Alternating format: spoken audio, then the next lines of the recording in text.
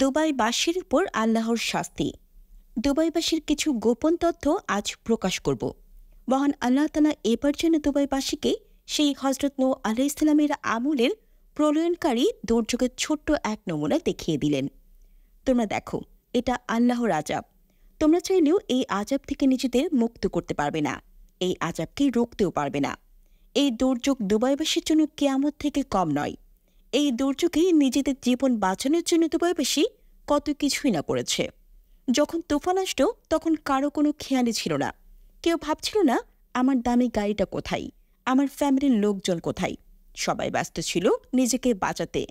আপনি একটু ঠান্ডা মাথায় ভাবুন, কি দেখছেন? এটা কি কিয়ামতের আলামত নয়? কিয়ামত যখন হবে তখন সবাই ইয়া নাফসি ইয়া নাফসি বলতে থাকবে আর নিজের জন্য অস্থির হয়ে পড়বে।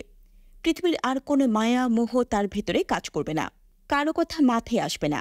আমার আত্মীয় স্বজন কোথায়, আমার বন্ধু বান্ধব কোথায়, আমার স্ত্রী কোথায়, স্বামী কোথায়, আমার সন্তান কোথায়, কারো কথাই তখন মাথায় আসবে না।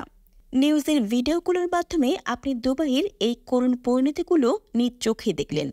ঠিক এমন পরিণতির কথা আল্লাহ তাআলা পবিত্র কোরআনে আয়াত ৩১-এ ইরশাদ করেছেন, যা শুনলে আপনিও শিহরিত হবেন। মহান আল্লাহ বলেছেন, তিনি বড় আযাবের আগে এমন ছোট ছোট আযাবের অনেক নিদর্শন দেখাবেন, যেন এগুলো থেকে তার বান্দাদের শিক্ষা হয় এবং তার শিক্ষা নিয়ে যেন তার রবের পথে ফিরে আসতে পারে। কয়েকদিন আগে ৯০% মুসলিমের এই দেশে বিশ্বের বড় মন্দির স্থাপন করা হয়েছে।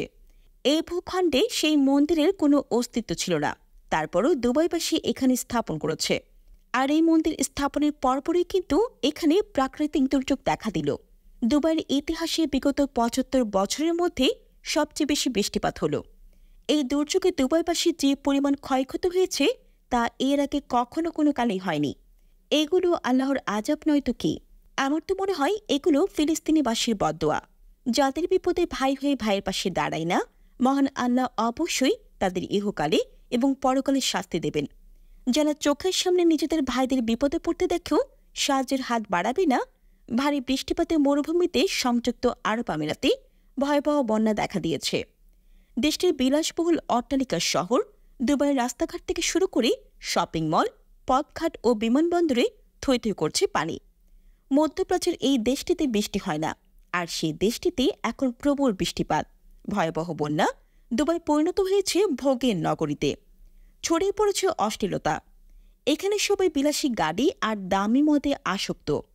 পৃথিবীর এমন কোনো পাপাচার নেই যা দুবাইতে সংঘটিত হয় না।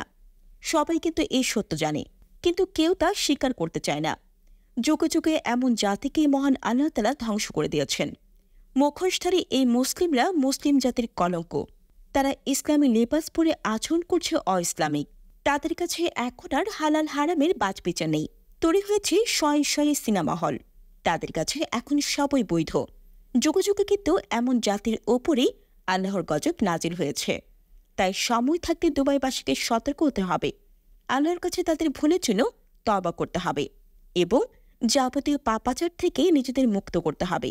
আর তা না হলে হয়তো কোনো একদিন এর চেয়েও কোনো ভয়ঙ্কর প্রাকৃতিক দুর্যোগ আসবে, আর যা পৃথিবী থেকে নিশ্চিহ্ন করে দেবে দুবাইবাসীকে। কেউ যেন আল্লাহর এমন ভয়ঙ্কর রূপ না দেখেন, সেই দোয়াই রইল। চলুন আমরাও তওবা করি। আল্লাহ আমাদের সবাইকে ইসলামের সঠিক পথে চলার তৌফিক দান করুক। আমিন।